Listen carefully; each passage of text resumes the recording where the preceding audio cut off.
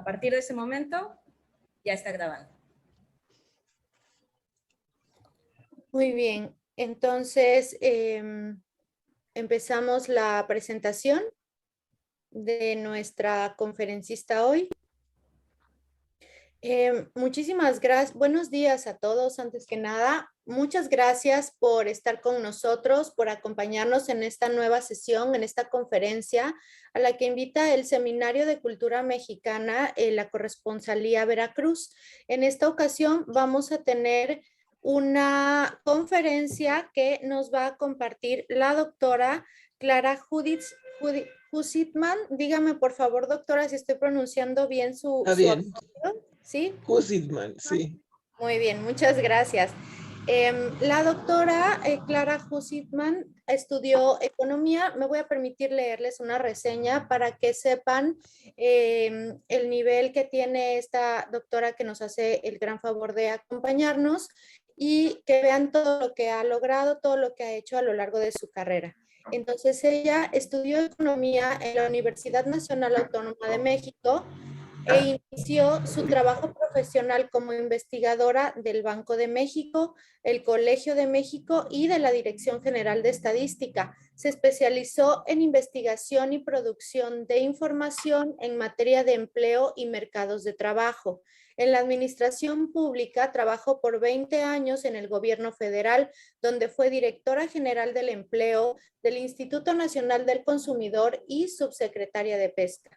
Coordinó la puesta en marcha de la Encuesta Nacional de Empleo, del Servicio Nacional de Empleo, la elaboración del Programa Nacional de Empleo 1979-1982, del Programa Nacional de Alimentación 1982-1988 y del Programa Nacional de Acuacultura de 1988 a 1994, así como los trabajos técnicos para la participación de México en la Conferencia de la Mujer en Beijing en 1995. Participó como secretaria de Desarrollo Social en el gobierno del Distrito Federal de 1997 al 2000, donde promovió los servicios comunitarios integrados, SECOI, las unidades de atención a la violencia intrafamiliar, UAVIF, las casas de migrantes y la incorporación de la perspectiva de diversidad en la política social de la ciudad, desarrollando programas para la infancia, la juventud, los adultos mayores y las personas con discapacidad. A partir de 1991 se incorporó a las organizaciones de la sociedad civil en lucha por la democracia y participó en la Fundación Gimtrap, Alianza Cívica e Incide Social. Actualmente es presidenta honoraria de Incide Social y comentarista en Radio Educación.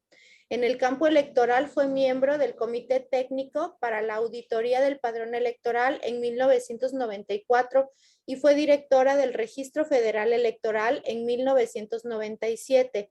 Participó en la creación y primera coordinación de Alianza Cívica.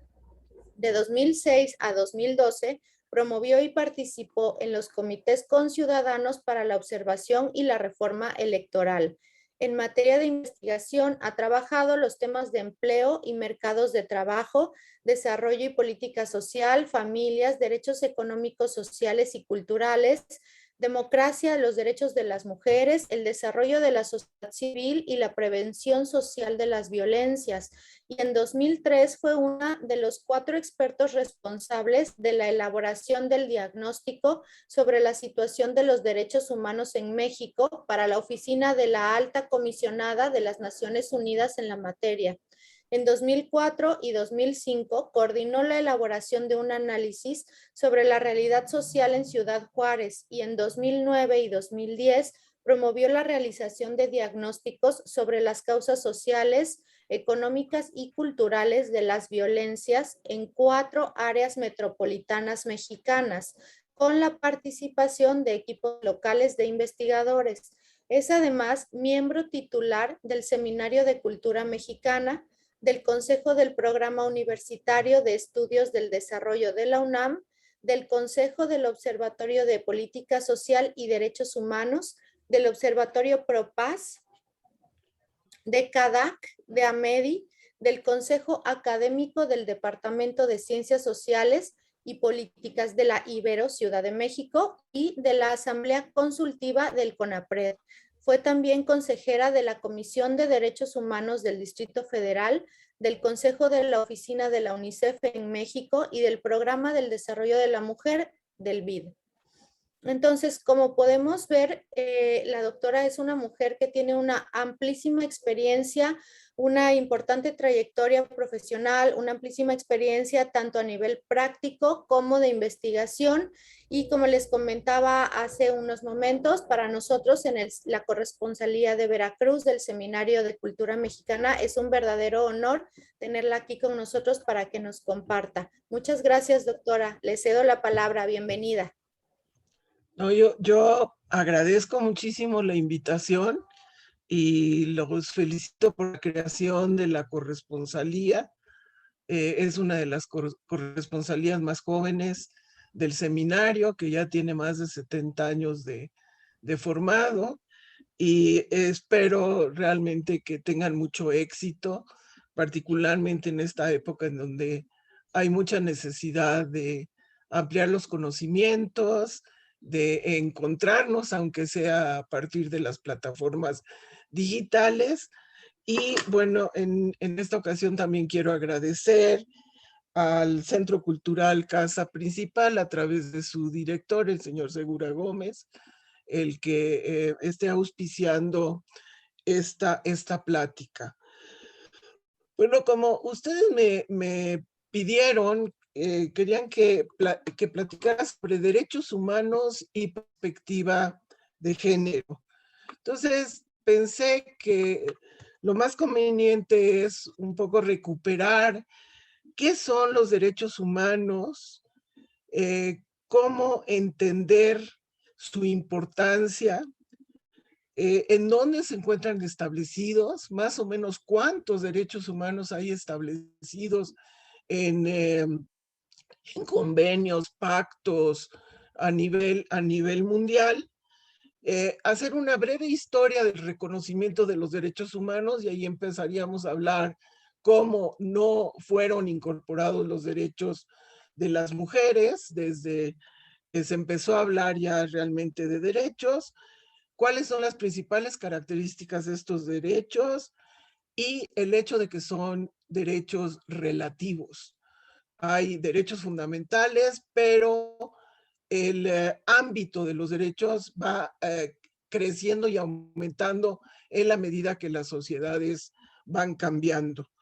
Y después pasaríamos ya a ver qué son los derechos humanos de las mujeres, qué es la perspectiva de género, qué es género y por qué la importancia de transversalizar las políticas y las acciones desde la perspectiva de género y con ello considerar presentes los derechos y las diferencias que hay entre derechos humanos de las mujeres y de los hombres. Yo empezaría compartiéndoles una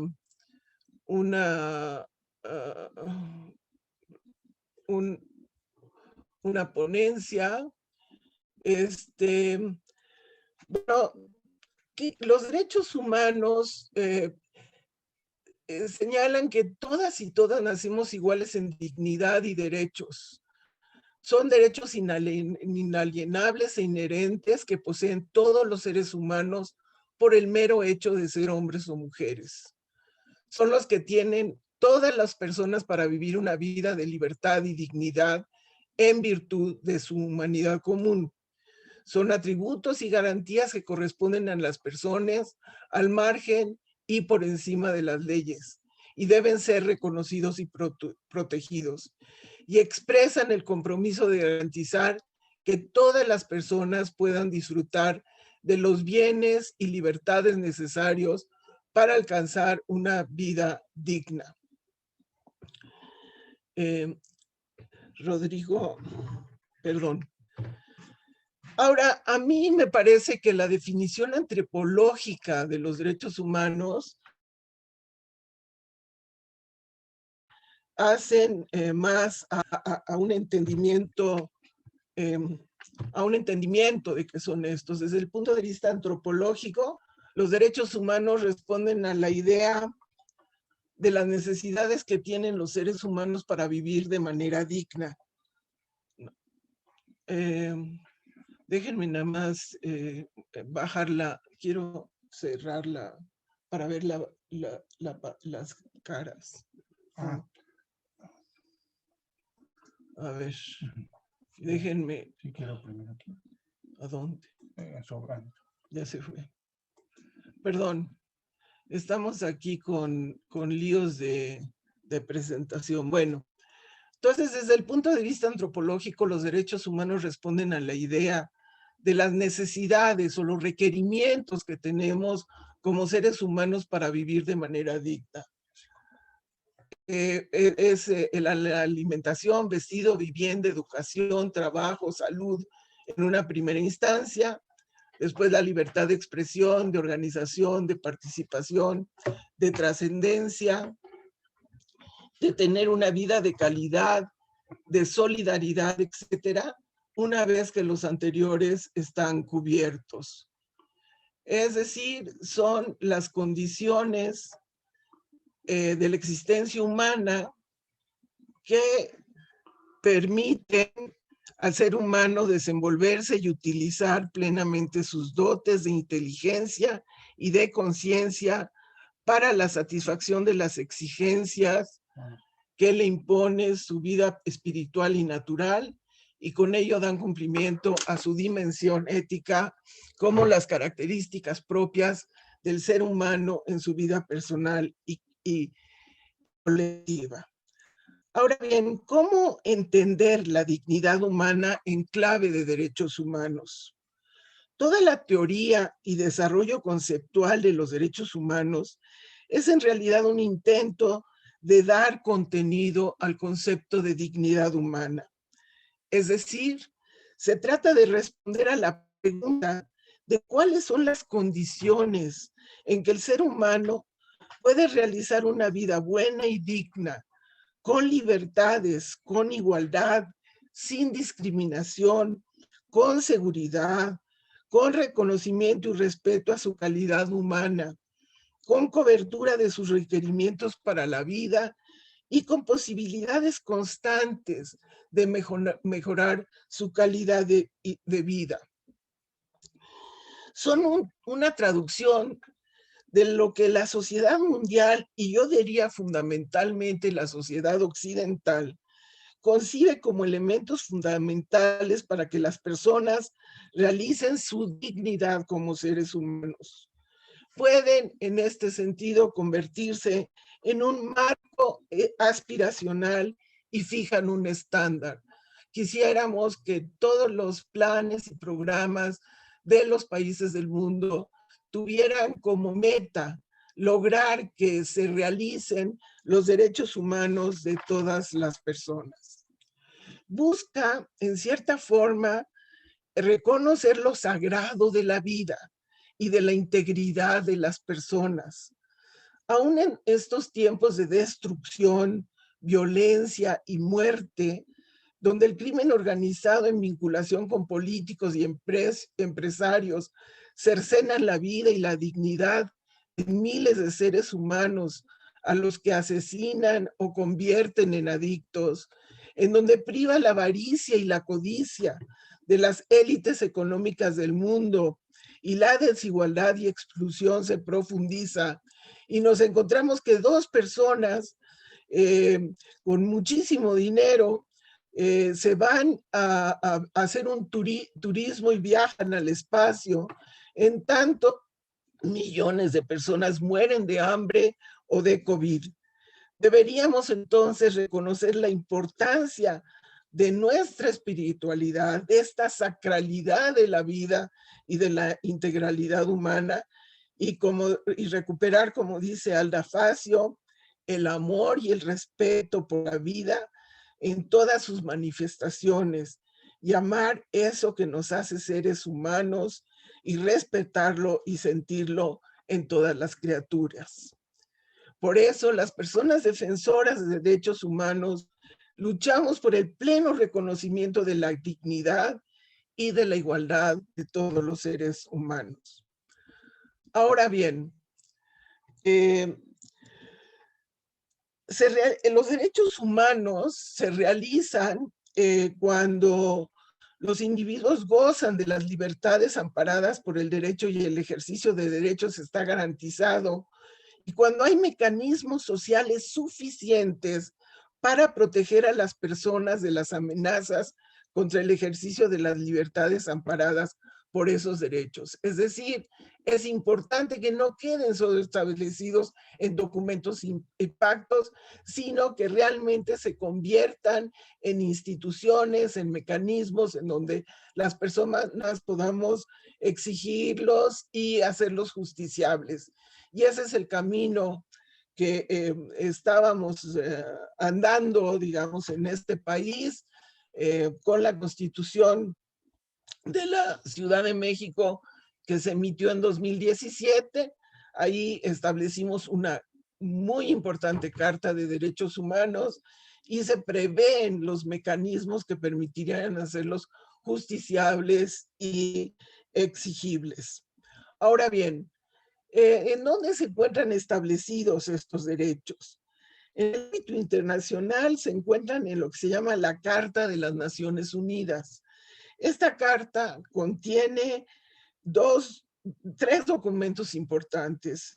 Primero, la Declaración Universal de los Derechos Humanos, que fue emitida en 1948, y dos pactos internacionales, el de derechos políticos y civiles y el de derechos económicos, sociales y culturales, que fueron establecidos en 1966, y después les explicaré por qué la declaración al final tuvo que dividirse en dos pactos, uno de políticos y civiles y otro de derechos económicos y sociales y culturales, para que la comunidad internacional enviara a los países la idea de que ambos grupos de derechos son igualmente importantes.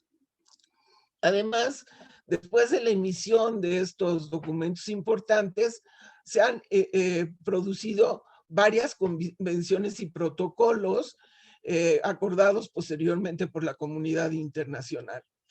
Y lo importante es que estos pactos y convenios firmados por los países, se llaman los estados parte de los instrumentos internacionales, tienen la obligación de protegerlos y materializarlos los estados.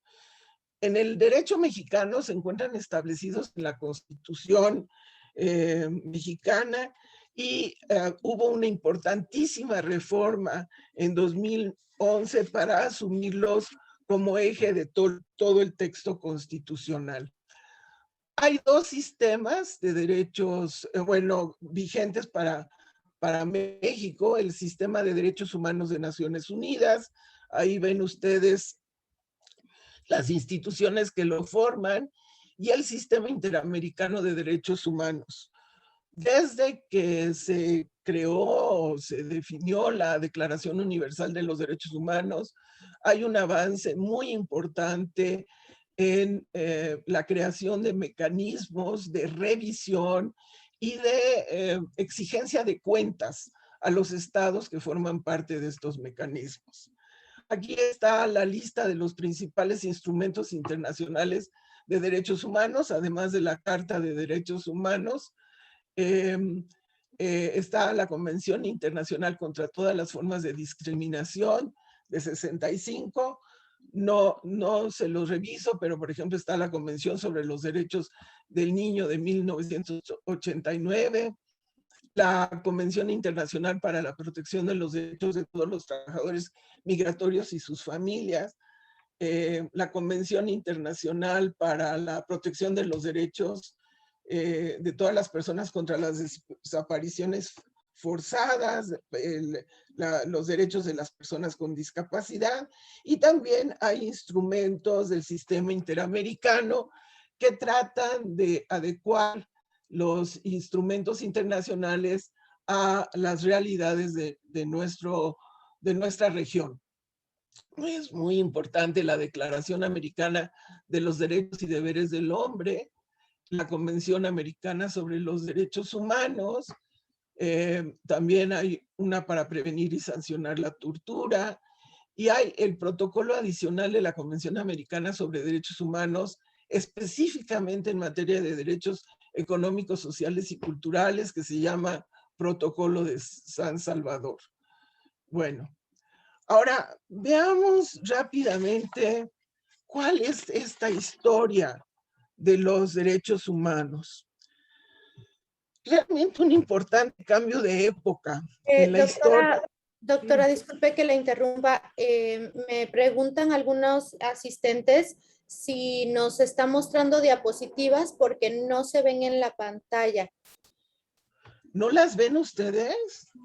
No, no las vemos. Nos tiene que poner en la opción de compartir pantalla. Sí, así lo puse. No se Ajá. están viendo. A ver, A ver. Ahora. Es que, voy a... a ver, es que tratamos de hacerlo, pero... A ver, sí, si no, los vamos guiando para que se puedan ver. ¿Se ve? Ya se ve, ahora sí se ve. Acá. Perdónenme. Ya está. No, no se preocupe, la tecnología es así. Ya está. Lo lamento, ¿eh? Yo pensé que sí se estaba viendo. Bueno, vámonos entonces a la historia de los derechos humanos. Hubo un importante cambio de época en la historia de la humanidad en el siglo XVIII, cuando se produjo la Declaración Francesa de los Derechos del Hombre y del Ciudadano. Ahí se reconoce por primera vez que todos los seres humanos son iguales y libres, y los derechos del hombre se consagran de una manera definitiva ya en un texto legislativo. De ahí parte un esfuerzo histórico en el mundo occidental para acabar primero con la esclavitud y con el uso y abuso de otros seres humanos por parte de las élites, por parte de la aristocracia, la nobleza, de los propietarios, por ejemplo. Se legitiman las luchas entonces de los esclavos, de los siervos, de la servidumbre doméstica. Posteriormente, las luchas de los trabajadores, de las mujeres, de los niños y niñas, de las personas con discapacidad, de las poblaciones de origen africano, de los pueblos originarios, para que dejaran de ser considerados como seres inferiores, sujetos a las decisiones de los hombres blancos, heterosexuales, católicos o cristianos y propietarios. Así los siglos XIX y XX fueron testigos de nuevas formas de subordinación y desigualdad. Fueron testigos de nuevas formas de desigualdad, pero también una lucha sostenida porque se reconocieran estos derechos de todas y todos en base a un sistema internacional que se fue estableciendo. La declaración de los derechos humanos y del ciudadano de 1789, resultado de la Revolución Francesa, como les decía, es considerado un documento precursor de los derechos humanos a nivel nacional e internacional, pero este documento establece fundamentalmente los derechos de los ciudadanos franceses y de todos los hombres sin excepción, pero no se refiere a la condición de las mujeres o a la esclavitud. La primera vez que se escucha la defensa de los derechos humanos de las mujeres fue en 1790 con Condorcet en su ensayo sobre la admisión de las mujeres en su derecho a la ciudadanía. En 1791 fue Olympia de Gauche con su declaración de los derechos de las mujeres y de la ciudadanía. Y Otra antecedente de los derechos de las mujeres fue de Mary Wollstonecraft con su obra Una reivindicación de los derechos de las mujeres en 1792 en Gran Bretaña. Es interesante ver lo que sucedió con Olympia de Gauche en 1791. Ella era una dramaturga y activista política francesa y publicó esa declaración de los derechos de las mujeres, tomando como modelo la Declaración de los Derechos del Hombre y del Ciudadano, pero los formuló de manera irónica y repasó los 17 artículos de los derechos del hombre punto por punto y se plantea como si fuera un documento de parodia. Expone de alguna forma el fracaso de la Revolución Francesa, que formulaba esencialmente el igualitarismo. En dicha declaración se puede leer: esta revolución solo tendrá efecto cuando todas las mujeres sean totalmente conscientes de su deplorable condición y de los derechos que han perdido en la sociedad. De Gauche también destacó el hecho de que las leyes francesas castigaran a las mujeres igual que a los hombres, al tiempo que les negaban los derechos. Ella murió en la guillotina por haberse atrevido a cuestionar estos documentos fundamentales de la Revolución Francesa. Los primeros derechos que se reclamaron fueron el de la eliminación del derecho a la cobertura, donde los derechos legales de las mujeres pasaban al marido, el derecho a la propiedad. Hay autores que señalan que toda la defensa del derecho a la propiedad tiene 400 años de existencia y en cambio el derecho a la calidad de vida, los derechos económicos y sociales tienen solo una historia de 200 años. Estaba el derecho a la educación, el derecho al sufragio y finalmente hasta 68 se empiezan a reconocer los derechos reproductivos en la Conferencia Internacional sobre Derechos Humanos de Naciones Unidas. En los instrumentos internacionales hay cerca de 400 derechos humanos reconocidos. La evolución normativa de los derechos humanos ha dado lugar a dos categorías amplias de estos: los derechos civiles y políticos y los derechos económicos, sociales y culturales. Los primeros consagran al individuo frente a la ley y garantizan su habilidad para participar libremente en la vida política, económica y civil de las sociedades. Los segundos promueven el florecimiento individual, el desarrollo económico y social, la autoestima y la identidad. Y hay una tercera categoría de más reciente evolución que refiere a los derechos de los pueblos y de la solidaridad, en los cuales veremos también más adelante.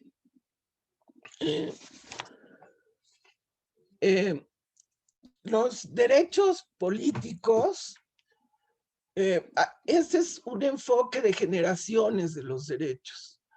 Entonces habla de una primera generación de derechos civiles y políticos que tienen que ver con libertades individuales. La segunda generación, derechos económicos, sociales y culturales que se relacionan con la igualdad.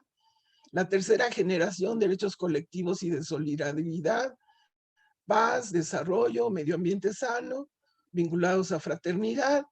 Y hay una cuarta generación que refiere a las tecnologías de información y comunicación, las TICs, que son derechos de inclusión. Estos aún no se encuentran plenamente reconocidos en instrumentos internacionales. Estos son los pactos, lo que contiene en materia de derechos políticos y civiles el Pacto Internacional de Derechos Civiles y Políticos. Es el derecho a la vida, la abolición de la tortura y de la esclavitud, el derecho a la libertad y la seguridad, el derecho relacionado con el debido proceso en asuntos legales y penales, igualdad frente a la ley, etc. el Pacto Internacional de Derechos Económicos, Sociales y Culturales, que se le llama PIDESC o DESCA, garantiza el derecho al trabajo y del trabajo, a formar sindicatos, a la seguridad social, a la educación, a un nivel alto de salud, a un nivel adecuado de vida, a la cultura y acceso a la tecnología de las familias y al derecho de las familias. En el siglo XX y XXI, en 1948, al término de la Segunda Guerra Mundial, se emitió la Declaración Universal de los Derechos Humanos para tratar de contrarrestar, evitar que volvieran a ocurrir las atrocidades cometidas por los estados totalitarios de Alemania, Japón e Italia contra millones de personas por el simple hecho de ser diferentes en ideología, en religión, en origen étnico y orientación sexual. Y esto provocó, empezando con la Liga de las Naciones y después que llega hasta la Asamblea General de las Naciones Unidas, provoca que se establezca la Declaración Universal de los Derechos Humanos. La historia, sin embargo, aún no reconoce como genocidios los exterminios cometidos por los británicos en sus colonias o los cometidos con millones de seres humanos por la Unión Soviética de Stalin o la China de Mao, o por Estados Unidos en Vietnam, Corea y más recientemente en Afganistán e Irak, o por Rusia en Ucrania o Crimea. Hay la muerte de niños y niñas de pueblos originarios en Canadá, recientemente visibilizada, encontrando las tumbas de miles de niños de comunidades aborígenes, también son una muestra de que seguimos cometiendo una serie de violaciones a los derechos a la vida y a los derechos a la dignidad humana. Me parece también que el descubrimiento de campos de exterminio perfectamente habilitados en Tamaulipas, Nuevo León, Coahuila y Chihuahua apuntan a una profunda crisis humanitaria en nuestro propio país. Ahora bien, la primera división de derechos humanos es resultado de la situación que se vivía en la llamada etapa de la Guerra Fría, entre los regímenes sociales sustentados en visiones diferentes de la mejor forma de organizar a las sociedades. Los regímenes de economía capitalista o de mercado privilegiaban las libertades individuales y particularmente los derechos a la propiedad privada, y por ello impulsaban y definían en sus propias sociedades y en los organismos internacionales todo lo relativo a la realización de los derechos políticos y civiles relacionado precisamente con el ejercicio de libertades. Por su parte, los estados socialistas mostraban interés por la realización de los derechos económicos y sociales, que son derechos donde la colectividad es responsable de asegurar su realización y que tienen mayor relación con el atributo de igualdad. Así, los países de mercado, no asumían como responsabilidad del Estado los derechos económicos y sociales, y los regímenes socialistas conculcaban varios de los derechos políticos y civiles de sus poblaciones. Por ejemplo, la libertad de expresión, la libertad de prensa. Los estados de bienestar que surgen a partir del siglo XX, a partir de los años 20 del siglo XX, buscaron ser una alternativa dentro de las economías de mercado que atendiera tanto al tema de igualdad y justicia social como al tema de libertades individuales. En los años 70 del siglo pasado, en los años 60. Entonces, la comunidad internacional, para decirles a los estados de mercado y a los estados socialistas que era importante que respetaran los dos grupos de derechos, decidieron dividir en dos pactos la Declaración Universal de los Derechos Humanos. Sin embargo, desde finales del siglo XX y frente a la caída del muro de Berlín, el contrapeso que los países del régimen socialista hacían a los países de economía de mercado por cuanto a las prioridades respecto de sus poblaciones se eliminó, lo que ha representado incluso una regresión en materia de derechos económicos, sociales y culturales, incluso en los países con regímenes de bienestar, al haberse reducido los servicios y prestaciones que en algún momento los estados ofrecían a sus poblaciones. La pandemia ha sido evidencia del efecto que el neoliberalismo promulgado por Friedman y Hayek y puesto en operación por Margaret Thatcher y Ronald Reagan, el efecto que tuvo en el retiro de los estados al tratar de cumplir su obligación de proveer y garantizar los derechos económicos y sociales y culturales de sus poblaciones. Los sistemas de salud que encontró la pandemia estaban desarticulados, deteriorados, abandonados, y México fue un claro ejemplo de ello. Entonces, vamos a ver algunos de los atributos de los derechos humanos. Estos son universales, corresponden a todas las personas y todas las personas tienen igual condición con respecto a esos derechos. Son inalienables, no pueden ser despojados de ellos por otro, ni se puede renunciar a ellos voluntariamente. Son indivisibles, los derechos civiles, políticos, económicos, sociales, culturales son igualmente necesarios para una vida digna. No hay una jerarquía entre ellos, no se puede reprimir a algunos por promover otros.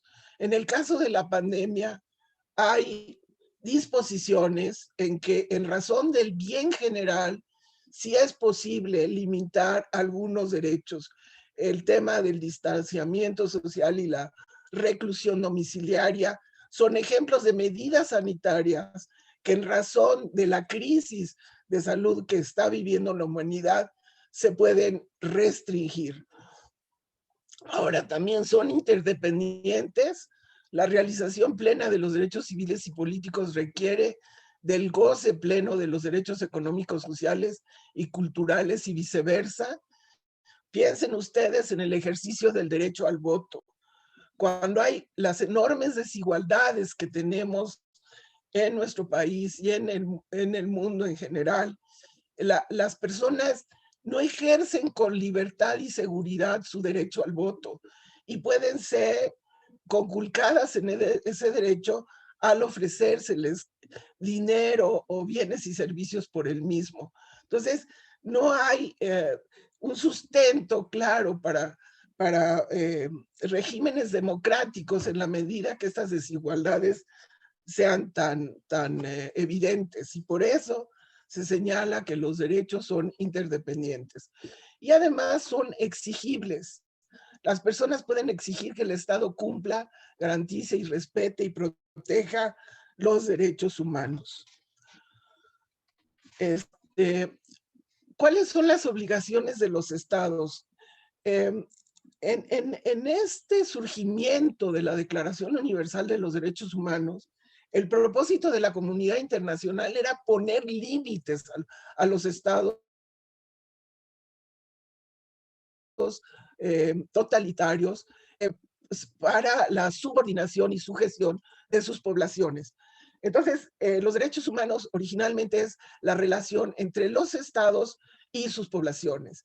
Y entonces les señala a los estados que tienen que respetar, proteger, satisfacer o cumplir o y se agregó promover, promocionar y facilitar los derechos humanos.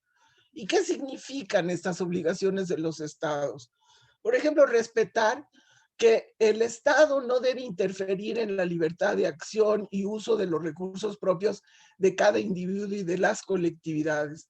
Todas estas expropiaciones y usos y otorgamiento de concesiones sobre el subsuelo de los bosques que están en manos de las comunidades son violaciones a esta obligación del Estado mexicano. Hay 39% del subsuelo de los bosques de las comunidades que están otorgados como concesiones mineras. Eso es una violación a los derechos humanos. El otro tema, la otra obligación es proteger. Tiene que otorgar garantías para prevenir que los derechos no sean violados o restringidos por la acción de terceros. El ejemplo más clásico es el papel que tenían los estados en la regulación de las relaciones entre los empresarios y los trabajadores. Todo el derecho del trabajo surge a partir de esta obligación del Estado de proteger a los trabajadores que en una relación entre propietarios y trabajadores resultan en situaciones de subordinación. Pero igual podríamos decir aquí todo el tema de la seguridad y de evitar que el crimen organizado siga cometiendo los abusos que hemos estado viviendo desde hace por lo menos 15 años en términos de nuestro derecho a la vida y nuestro derecho a la integridad. Ahí el Estado tiene la obligación de protegernos de la vulneración a nuestros derechos que hacen otros agentes. Por ejemplo, los derechos del consumidor. Es un ejemplo de que de esta obligación de proteger a los consumidores frente a los proveedores de bienes y servicios. La tercera obligación refiere a cumplir o satisfacer. Y esta señala que cuando las personas no tienen los recursos para poder resolver por sí mismas sus necesidades o requerimientos para la vida que están plasmadas en los documentos de derechos humanos, el Estado tiene la obligación de proveerlos. Y de ahí emana toda la idea de los servicios públicos de salud, de los servicios de educación, de los créditos a la vivienda, de el desarrollo de infraestructura. Es decir, el Estado tiene la obligación de asegurar que las personas puedan tener pisos básicos de cumplimiento de sus derechos humanos. Y finalmente está esto que agregó la región americana, que es promover, promocionar, facilitar, que es proporcionar información, permitir que la gente participe cuando se definen políticas bajo el enfoque de derechos humanos. Entonces, estas son las materias. Un asunto que me parece muy importante señalar es que los derechos humanos son relativos. El concepto es por naturaleza dinámico. Aunque hay una gama de derechos humanos fundamentales y ya están reconocidos jurídicamente, hay la posibilidad de ese mismo derecho darle una interpretación más amplia o luchar para que haya nuevos derechos a partir de los cambios que suceden en las sociedades. De esta manera, los derechos van adquiriendo nuevos significados y dimensiones. Y esto hace que los derechos humanos sean una herramienta potencialmente muy poderosa para promover la justicia social y la dignidad de todas las personas. En la medida en que los grupos oprimidos demanden el reconocimiento de sus derechos y visibilicen a la necesidad de nuevas formas de protección irán transformándose los derechos humanos para incluir cada vez más y mejor la variada gama de necesidades humanas. Eso señala Alda Facio. Miren, en la Constitución de la Ciudad de México, estando en un área urbana tan compleja como la que representa esta metrópoli, introdujimos una serie de derechos que hacen a la vida en la ciudad. Por ejemplo, el derecho al espacio público, el derecho a la seguridad ciudadana, el derecho al agua, que ya es un derecho que ha ido incorporándose paulatinamente, pero que aún no tiene un reconocimiento internacional. Yo les comentaría en este sentido que si bien después de la Segunda Guerra Mundial y estuvo una aceptación de los países a sentarse a discutir sobre el reconocimiento de los derechos humanos, actualmente resulta muy difícil que a nivel internacional se amplíen los derechos, porque no hay los espacios de diálogo y conversación para que estos 400 derechos que ya están reglamentados puedan ampliarse de acuerdo a los cambios que están sucediendo en nuestras sociedades. Pasemos ahora a ver el tema de los derechos humanos y los derechos de las mujeres. En la Declaración Universal de los Derechos Humanos se inicia señalando que la libertad, la justicia y la paz en el mundo tienen por base el reconocimiento de la dignidad intrínseca y de los derechos iguales e inalienables de todos los miembros de la familia humana. Que toda persona tiene todos los derechos y libertades proclamados en esta declaración, sin distinción alguna de raza, color, sexo, idioma, religión, opinión política de cualquier índole, origen nacional o social, posición económica, nacimiento o cualquier otra condición.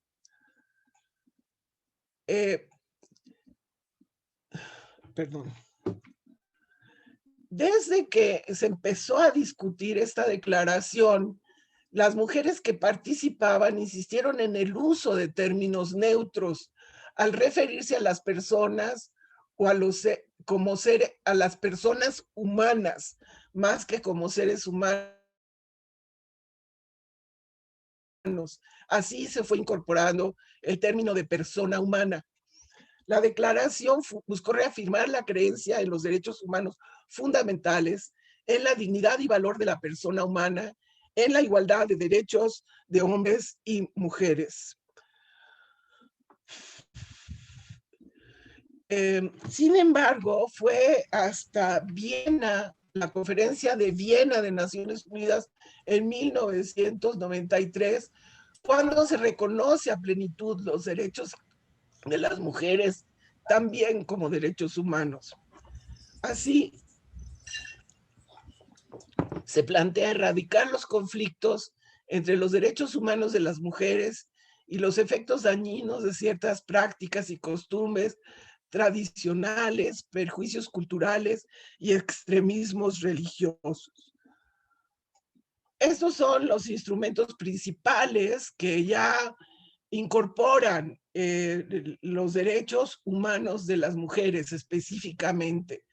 Yo diría que el instrumento paraguas, el más importante, es la Convención sobre la eliminación de todas las formas de discriminación contra las mujeres, que fue promulgada en 1979 y que se conoce como CEDAW.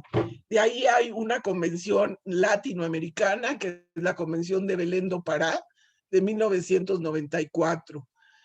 Un documento importante también fue la Declaración y Plataforma de Acción de Beijing en 1995. Ahora, vamos a ver qué es esto de la perspectiva de género.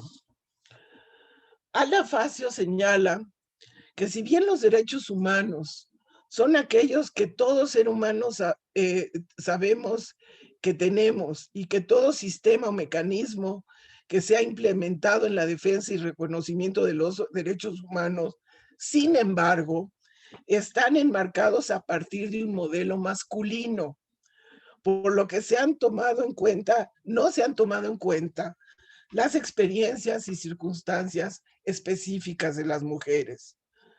Los derechos humanos son obligaciones legales de los estados creadas para establecer condiciones para que la población viva y goce una vida digna, sin discriminación o limitaciones que les impidan desarrollarse en todo su potencial.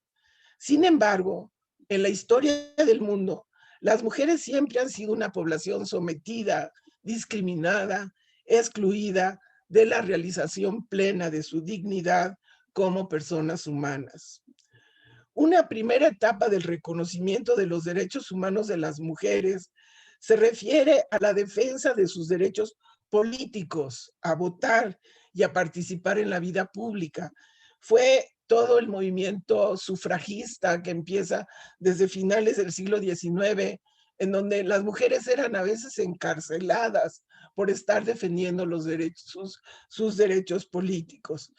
En la segunda mitad del siglo XX surge todo un esquema que se llama Mujeres en el Desarrollo, en donde se busca que las mujeres puedan participar en la educación, acceder al trabajo y al ingreso fuera del hogar, a la salud, a la vivienda, al usufructo de tierras y acceder a créditos.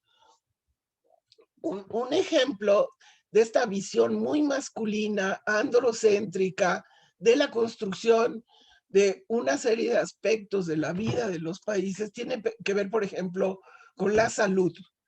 Muchos de los desarrollos en materia de medicamentos y equipamientos de salud se hicieron en base al estudio de hombres y se desconsideró la situación de las mujeres. Hasta hace muy pocos años, los infartos eran como una enfermedad de hombres y se empezó a ver que las mujeres tenían síntomas distintos a los hombres y que también estaban siendo afectadas por infartos. Entonces, el trabajo mismo, o sea, el trabajo y la cultura del trabajo está construida bajo la idea de que son los hombres los que salen a trabajar y que son trabajadores de tiempo completo y que van a estar a disposición de las empresas. Cuando las mujeres empiezan a entrar intensamente a las actividades de trabajo, tienen que asumir esta cultura del trabajo centrada en los hombres, con remuneraciones jerárquicas, y empiezan a sufrir en la posibilidad de armonizar su vida familiar con la vida de trabajo, pero además son colocadas con ingresos inferiores a los hombres a pesar de estar realizando las mismas actividades. Entonces, hay esta idea que enfatiza Alda Facio, inclusive todo el desarrollo de la conceptualización de derechos humanos en su momento fue concebido bajo la idea de que eran hombres los que podían ejercer la libertad, los que podían votar. En un momento eran solo los propietarios los que podían votar en las elecciones en muchos de los países. Ahora bien, vamos a ver el concepto de género. El género como concepto empieza a utilizarse en los años 60 como una categoría de análisis empleada para los estudios de relaciones sociales entre hombres y mujeres. Se utiliza para analizar cómo se definen, representan y simbolizan las diferencias sexuales en una determinada sociedad. Por lo tanto, alude a las formas históricas y socioculturales en que mujeres y hombres construyen su identidad, interactúan y organizan su participación en la sociedad. Estas formas de construcción social de hombres y mujeres varían de una cultura a otra y se transforman a través del tiempo. es importante determinar la distinción entre los vocablos sexo y género.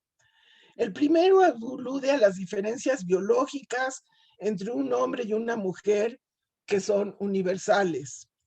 El segundo se refiere a las características y oportunidades sociales vinculadas a lo femenino y a lo masculino, así como a las relaciones entre hombres y mujeres. Cuando surge esta idea del género, toda la teoría sobre género, se empieza a reconocer que las causas de la desigualdad, la marginación y la subordinación para la mayoría de las mujeres surge de las características socialmente construidas a partir de las diferencias sexuales entre hombres y mujeres. Y para mí lo importante del surgimiento de esta concepción de que el género es una construcción social es que existe oportunidad de cambiar estas situaciones, que se puede modificar cómo son construidos los hombres, cómo son construidas las mujeres y se pueden establecer relaciones para alcanzar una vida digna y plena para ambos sexos. Entonces, ahí tienen, el sexo se define por las características biológicas y el género es la construcción social y cultural de esas diferencias.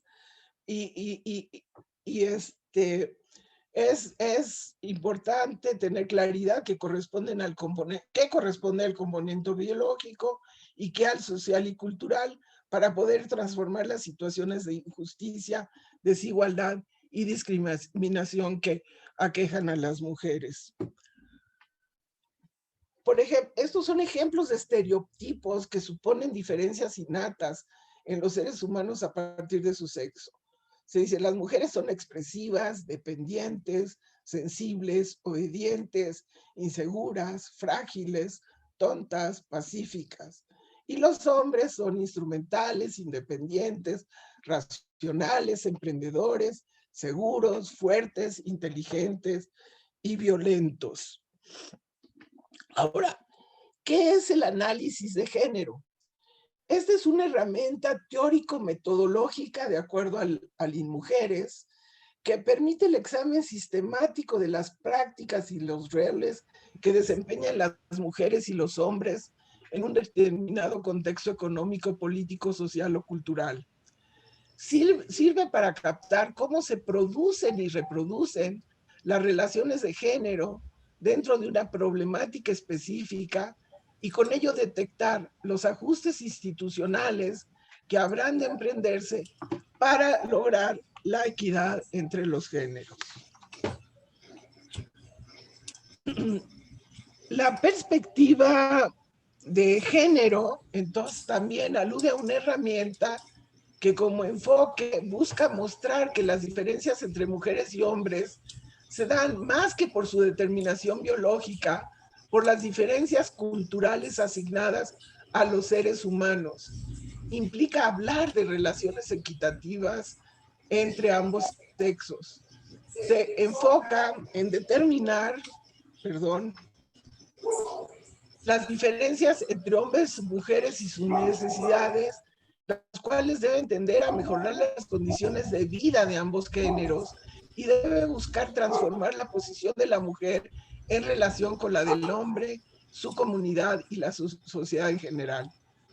Y cuando se emplea esta perspectiva, se plantea la necesidad de llevar a cabo acciones como una redistribución equitativa de las actividades productivas y reproductivas entre los sexos, una justa valoración de los distintos trabajos que realizan mujeres y hombres, especialmente de los relacionados con la crianza de los hijos e hijas, el cuidado de personas enfermas y tareas domésticas. Este es un tema de enorme actualidad, que ya veremos por qué. También la modificación de las estructuras sociales, los mecanismos, reglas y prácticas y valores que reproducen la desigualdad y el fortalecimiento del poder de gestión y decisión de las mujeres. De acuerdo a la Ley General para la Igualdad entre Hombres y Mujeres, La perspectiva de género se refiere a la metodología y los mecanismos que permiten identificar, cuestionar y valorar la discriminación, la desigualdad y la exclusión de las mujeres que se pretende justificar con base en las diferencias biológicas entre hombres y mujeres, así como las acciones que deben emprenderse para actuar sobre los factores de género y crear las condiciones de cambio que permitan avanzar en la construcción de la igualdad de género. Cuando se habla de la perspectiva de género, se hace alusión a una herramienta conceptual que busca mostrar que las diferencias entre hombres y mujeres se dan no solo por su predeterminación biológica, sino también por las diferencias culturales entre los seres humanos. Estoy a punto de terminar. Las mujeres señalan que son discriminadas, son excluidas y que a pesar de los enormes avances que ha habido, sigue prevaleciendo su discriminación, su exclusión, y entonces ellas proponen y promueven lo que se llama igualdad sustantiva. De acuerdo a la CEDAW, la discriminación es toda distinción, exclusión o restricciones basadas en el sexo que tenga por objeto, por resultado, menoscabar o anular el reconocimiento, goce o ejercicio por la mujer, independiente de su estado civil, sobre la base de la igualdad del hombre y la mujer, de los derechos humanos y las libertades fundamentales en las esferas política, económica, social, cultural o civil o en cualquier otra esfera. Y por igualdad sustantiva se entiende que las mujeres deben gozar de igualdad de oportunidades de inicio, y los estados deben dar condiciones favorables al empoderamiento de las mujeres con el propósito de alcanzar resultados. No basta la igualdad formal. Esta debe traducirse en cambios en las actitudes, los estereotipos, los roles de las mujeres que derivan de costumbres y prácticas. Estos son los mecanismos que utilizó Naciones Unidas para ir incorporando los derechos humanos de las mujeres. En Beijing, en 1995, ya hubo unas de las 12 áreas de preocupación de la conferencia, fueron precisamente los derechos humanos de la mujer. Y después se siguieron haciendo conferencias. ¿Cuál es la situación actual? Estos son como los temas en donde hay aún restricción en el ejercicio de las mujeres, de libertades y autonomía, igualdad y discriminación, del derecho a la integridad personal y control sobre su propio cuerpo, derechos sexuales y derechos reproductivos. Yo les diría que estos tres son los más problemáticos. Tenemos un debate, por ejemplo, entre la aceptación o no del aborto bajo ciertas circunstancias, y Veracruz acaba de legislar en la materia, pero hay un debate ideológico profundo sobre si las mujeres tienen la libertad de ejercer su individual en su propio cuerpo. Está también el tema de ciudadanía, el de derechos económicos, el derecho a la educación y el acceso al conocimiento.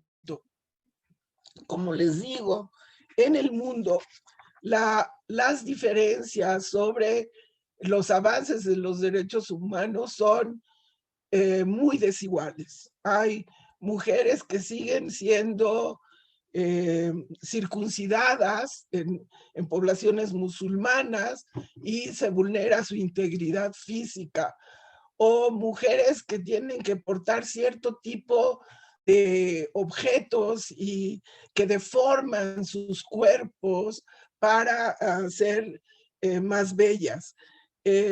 Cada cultura establece estas restricciones.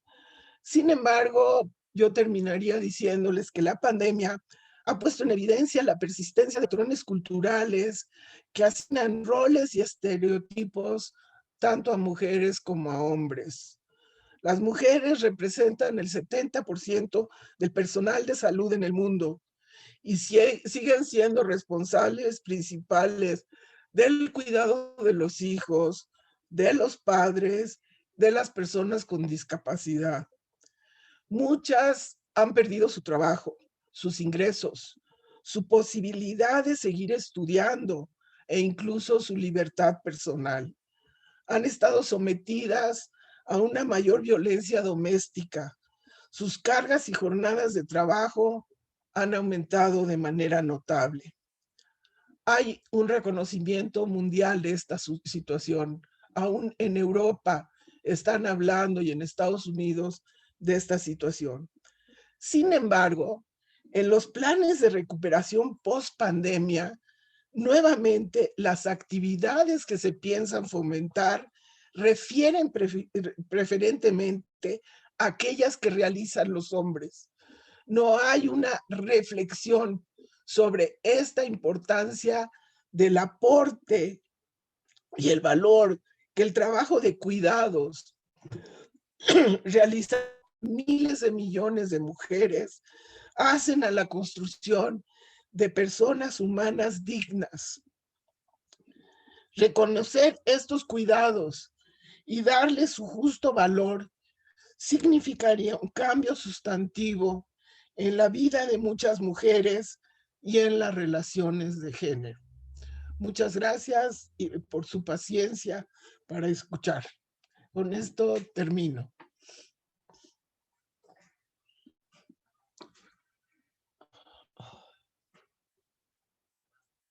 Dejo de compartir pantalla.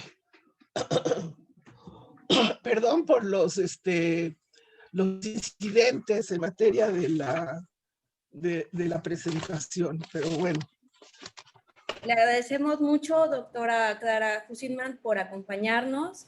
En este momento, tal como lo habíamos mencionado en un principio, se está transmitiendo también a través de la plataforma Facebook Live del Centro Cultural Casa Principal por parte del Instituto Veracruzano de la Cultura.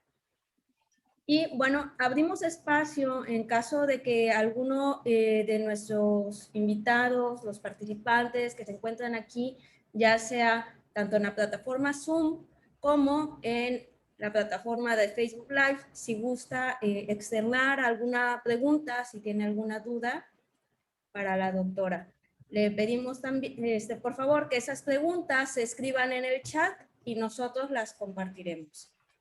Entonces, bien, estamos atentos a las preguntas que puedan surgir. Mientras tanto, bueno, agradecemos nuevamente a la doctora por acompañarnos en este tema tan importante para nosotros,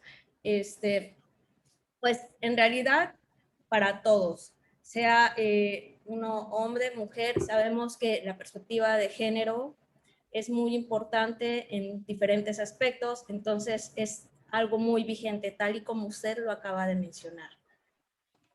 Estamos al pendiente de las preguntas. Doctora.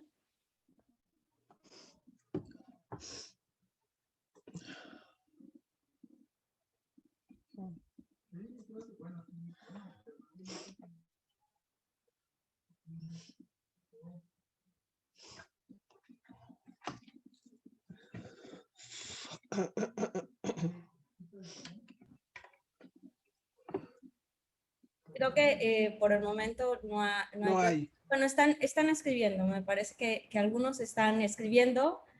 Y bueno, la maestra Margarita Peña, también que nos acompaña del Instituto Veracruzano de la Cultura, levantó la mano y tiene una pregunta. Maestra Margarita, la escuchamos. Hola, buen día doctora, qué gusto escucharla. La verdad es que es un tema desde siempre pertinente, ¿no? Que ahora parezca que está como de moda, pues es otra cuestión. Pero yo quisiera preguntarle, doctora, ¿hay algunas iniciativas que podamos conocer sobre este trabajo de perspectiva de género en el ámbito de la población infantil? porque me parece pues que eso es como de lo más necesario, ¿no? Porque pues cómo trabajarlo, o si hay alguna iniciativa que se haya hecho, que haya a lo mejor algunos resultados por allí que hayan tenido cierto impacto y que se puedan en un momento dado retomar. A ver, Gracias. yo le podría comentar que uno de los temas que está en este momento en discusión en el Congreso Federal es el tema del derecho al cuidado, a ser cuidado y a autocuidarse. Y ahí implica el que los cuidados que se proporcionan a las personas que requieren ser cuidadas, todos requerimos ser cuidados. Hay en la Constitución de la Ciudad de México ya introdujimos el derecho al cuidado como un derecho humano, pero está el tema de la infancia. Y entonces el cuestionamiento, por ejemplo, a las guarderías que se crearon en la época de Calderón, en donde se privilegiaba el derecho de las mujeres trabajadoras para tener espacios del cuidado de sus hijos. Y varios de nosotros decíamos, eso puede vulnerar el derecho a la calidad del cuidado de los niños y las niñas. No es posible que en un garaje de una casa, en una sala, y una persona sin formación pueda estar recibiendo niños pequeñitos. Ahí se está vulnerando el derecho del sujeto del cuidado, aun cuando se está defendiendo el derecho de las cuidadoras en este caso. Entonces, hay todo un esfuerzo, yo le diría, que me parece importante, pero también siento que no vamos a caminar en los próximos 3 años en su concreción, a la creación de un sistema nacional de cuidados. Y a veces lo que hemos estado pensando, quienes estamos en este debate, es que a lo mejor convendría iniciar con un sistema de cuidados municipal en donde se viera esta doble cara del sistema.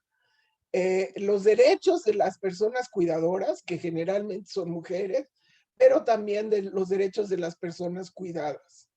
Y entonces hay algún ejercicio de operacionalizar el sistema de cuidados en algún municipio, pero me parece que es como el tema más actualizado de la defensa de derechos humanos de las mujeres, y varios decimos, pero también hay que cuidar a las personas que son objeto de cuidado. Entonces, creo que está en la Cámara de Senadores la legislación que fue aceptada por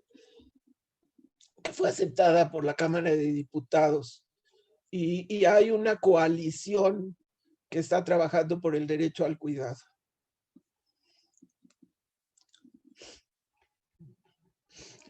¿No entraron más preguntas? Gracias por la pregunta. Sí. Armando Elías Vázquez también tiene una pregunta. Maestro Armando.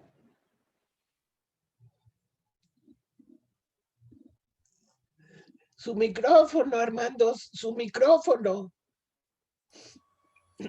Muy buenas tardes para todos. Discúlpenme que no saludé yo al entrar, ya habían varias personas conectadas y la verdad me pareció tal vez un poquito imprudente de mi parte haber interrumpido en ese momento, ¿no? Desde el punto de vista personal, agradecer primeramente la invitación que me cruzaron para participar de esta conferencia.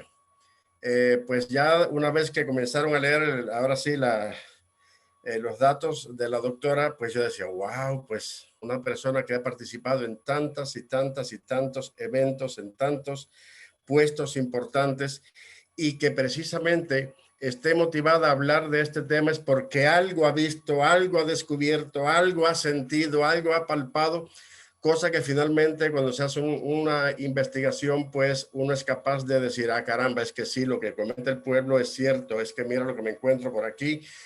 Y la verdad, ojalá algún día logremos en nuestro contexto, ahora sí como país ya vamos a preocuparnos por nuestro país primero y después vamos un poquito más allá al mundo entero.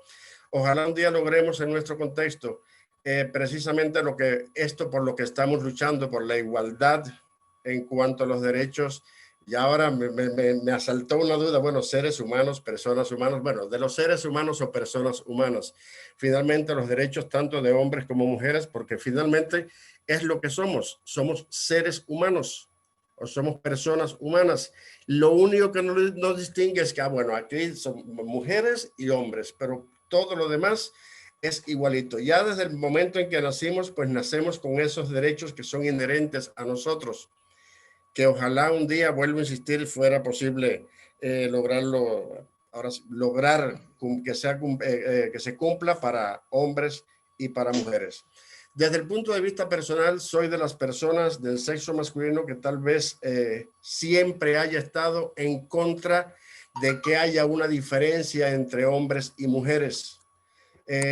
Tal vez tenga que ver por el sistema en donde fui educado, tal vez tenga que ver un poco con el contexto familiar. Yo creo que hay muchas cosas que intervienen en que cómo sea uno capaz de visualizar este tema tan importante, tan delicado, pero que al mismo tiempo, ojalá, vuelvo a insistir una vez más, seamos capaces de lograrlo como sociedad y que sí sintamos iguales, seamos todos iguales, hombres y mujeres, ¿no?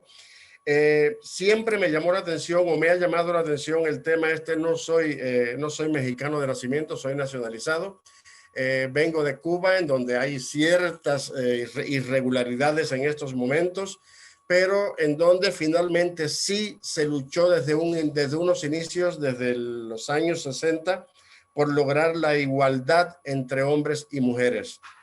Es un tema que sí por allá está bastante logrado, amén de toda la situación por la que está atravesando mi país de origen en estos momentos, pero es uno de los temas de los cuales yo sí puedo decir estoy orgulloso de mi Cuba, porque hombres y mujeres allá tenemos el mismo derecho, desde director, directora, trabajador, trabajadora, doctor, doctora, hasta llegar a los puestos más altos a nivel de gobierno, a nivel federal, diríamos por acá.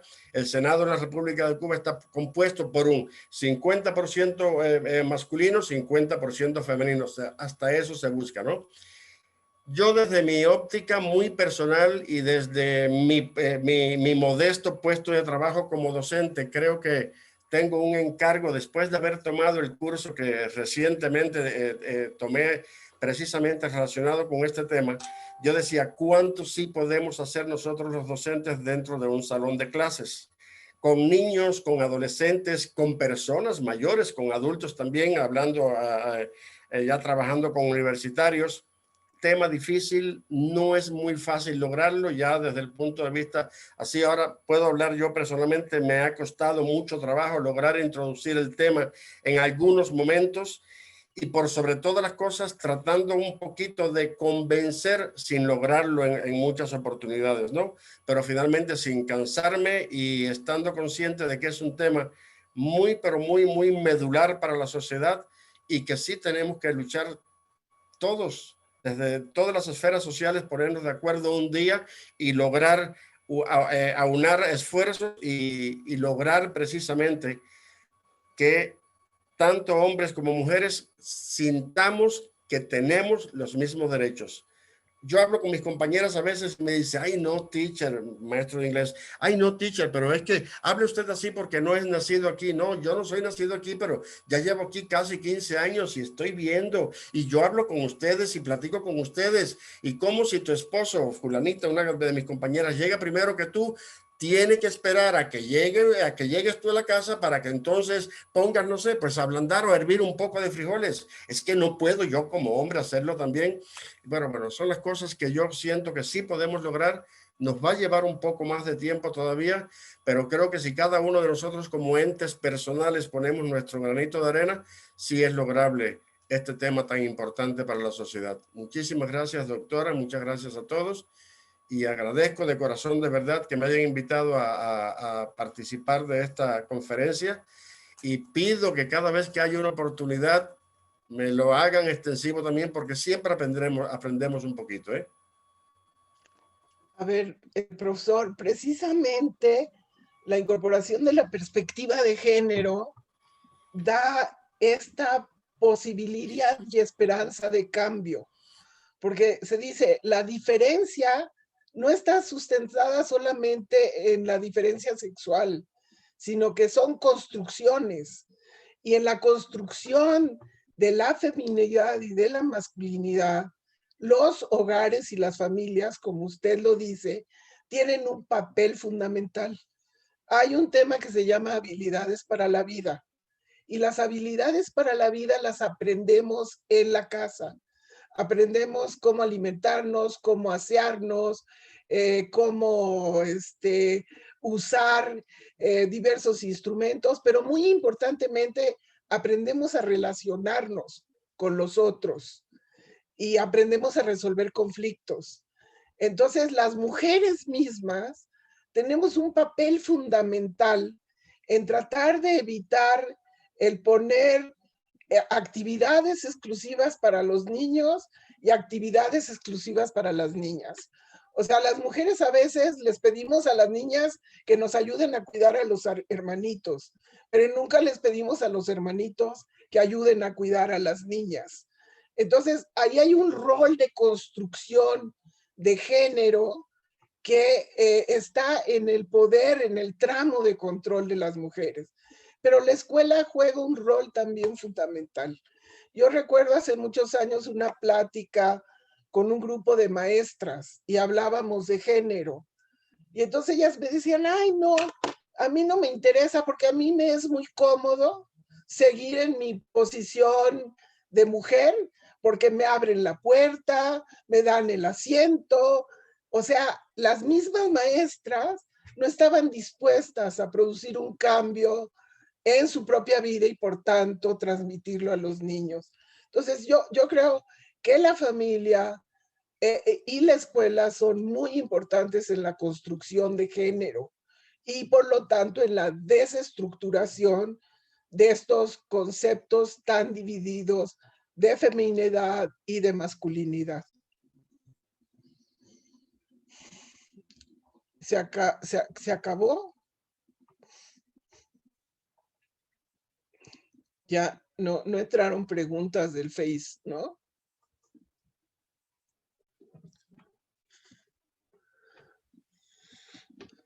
Bueno. No, doctora, por el momento no tenemos ninguna pregunta en Facebook Live. En caso de que lleguen, porque la transmisión se va a mantener allí en el portal, pues se la haremos llegar vía correo electrónico. Y perfecto. Para que sea respondida, ¿de acuerdo? Pues si usted nos lo permite. No, con todo gusto. Muchas gracias. Pues entonces, muchísimas gracias. Gracias, maestro Segura y maestro Armando y Margarita. Y bueno, les deseo muchísima suerte en el trabajo de la corresponsabilidad hacia el futuro. Y hay gente excelente dentro del seminario que en muy diversas disciplinas que seguramente compartirán con ustedes sus conocimientos y yo diría más su sabiduría, porque casi todos somos gentes ya mayores. Pero pues suerte y muchísimas gracias por la invitación. Hasta luego. Muchas gracias, doctora. Le cedo también la palabra al maestro César Segura, que nos va a dar unos comentarios de cierre.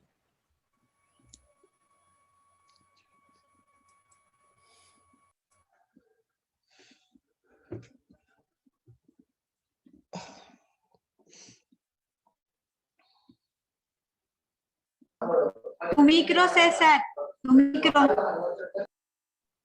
Ok, ya, disculpen.